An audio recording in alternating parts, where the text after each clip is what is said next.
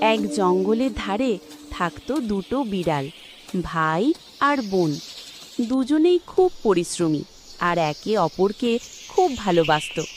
একদিন তারা ঠিক করলো জঙ্গলে গিয়ে মধু সংগ্রহ করবে। সকালে তারা আনন্দের সঙ্গে জঙ্গলে ঢুকে পড়ল।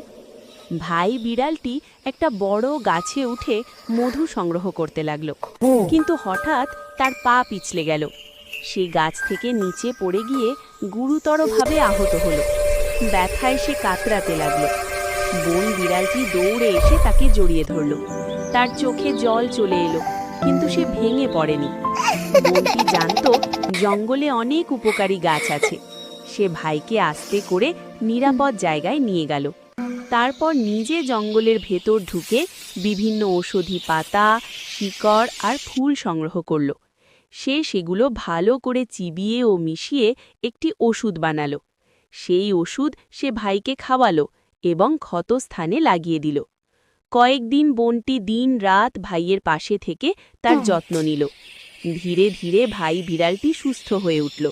আবার সে হাঁটতে পারল।